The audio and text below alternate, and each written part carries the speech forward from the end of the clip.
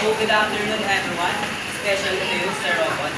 I am your reporter number 5, and I'll be explaining the two arithmetic sequence problem. Let's proceed to the problem number 1. The problem number 1 is we need to find the sum of the first 18 terms of the arithmetic sequence. Our arithmetic sequence is 1/4, 3/4, 1 and 1/4, 1 and 3/4, and so on. As you can see, this sequence contains a fraction with mixed number. So we need to convert it into proper fraction. So 1/4 stays as 1/4, 3/4 stays as 1/4, 1 and 1/4 becomes 5/4. Because this number we need to multiply in denominator.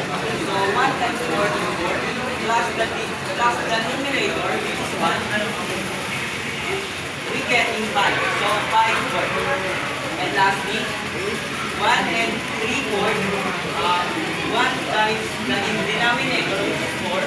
1 times 4 is 4. And plus the numerator, we get in 7/4. The sequence becomes 1/4, 3/4, 5/4, and 7/4, and so on. Now, let's identify the difference.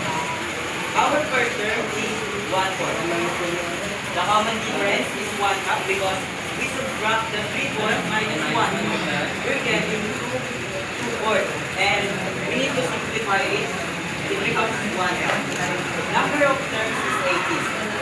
So, the formula that we need to use to find the sum of the first 18 terms in the arithmetic sequence is S sub n equals n over 2 times 2a sub 1 plus quantity n minus 1 and d.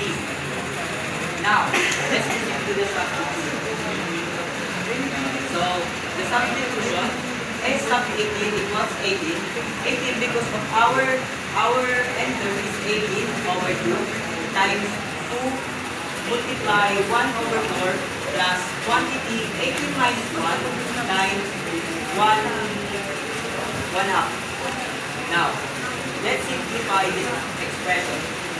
18 divided by 2 is 9. 2 times 1/4 is 2 over 4. And we need to simplify it. We get 1/2. And 18 minus 1 is 17. 17 times 1/2 is 17 over 2. We need to add these two fractions. As you can see, same sila ng denominator. So we need just add the numerator. So 17 plus 1 is 18. 18 divided by 2 is 9.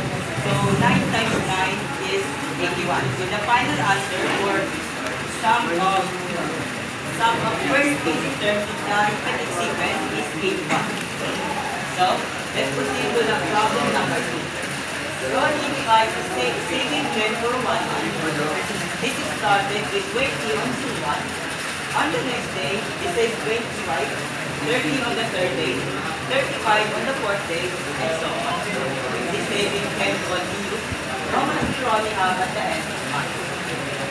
Rolling saves in day 1 is 20, day 2 is 25, day 3 is 30, day 4 is 35, and so on. As you can see, it increases by 5 every day, so the difference is 5. So, let's identify the difference. Our first term is 20. The difference is 5 because it increases by 5 every day. And our end term is 30 because in month of June has 30 days. So, yeah. Formula that we need to use again is S sub n equals n over 2 times n a sub 1 plus 1 n minus 1 times d. Now, let's substitute the value.